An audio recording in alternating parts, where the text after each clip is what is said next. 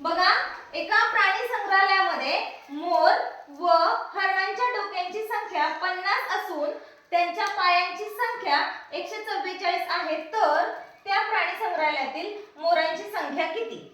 हा प्रश्न सोडवताना आपला बराच गोंधळ होतो, पण एका सोप्या पद्धतीने आपण हा प्रश्न सोडवणार आहोत.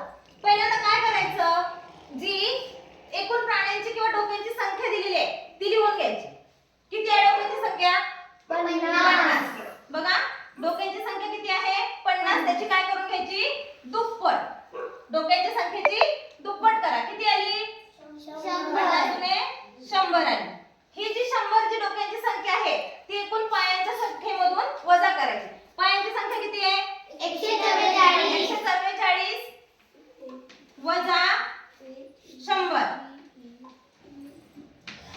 सांगा. 4 शून्य गेले, 4 1 गेला 0. याच्या हे काय आलं? 44 ही संख्या आली. ही कशाची संख्या आली? पायांची. पण आपल्याला कशाची काढायची आहे? डोक्यांची. मग डोके किती असतात? 1. पाय किती असतात? 2. म्हणून ह्या आलेल्या उत्तराला ह्या 44 ला 2 ने भागायचं. ओके, बघा 44 ला 2 ने भागलं, उत्तर काय आलं? बे 1 बे, बे 2 4, बे 2 4. उत्तर आलं 22.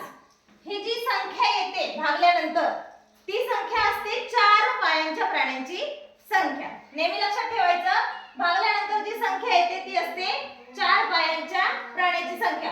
पण आपल्याला मोरांची संख्या विचारली आहे. मोराला पाय किती असतात? 2. म्हणून जर 2 पायांच्या प्राण्यांची संख्या काढायची असेल तर एकूण प्राणी किती आहेत? 50. बघा, एकूण प्राणी आहेत 50. त्यातून 4 पायाचे हरिण वजा केले तर येणारी संख्या, राहिलेली संख्या जी असेल ती कोणाची असणार आहे?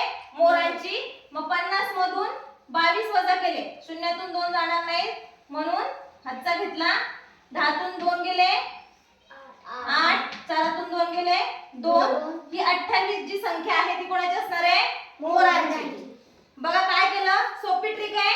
एकूण प्राण्यांची संख्या दुप्पट करा, पायामधून ती दुप्पट वजा करा, आलेल्या वजाबाकीला 2 ने भागा. आलेले जे उत्तर असेल ते 4 प्राण्यांची संख्या, 4 पायांच्या प्राण्यांची संख्या आणि एकूण डोक्यांमधून किंवा एकूण प्राण्यांमधून ती 4 पायांच्या प्राण्यांची संख्या वजा केली की राहिलेली संख्या असणार आहे 2 पायांच्या प्राण्यांची.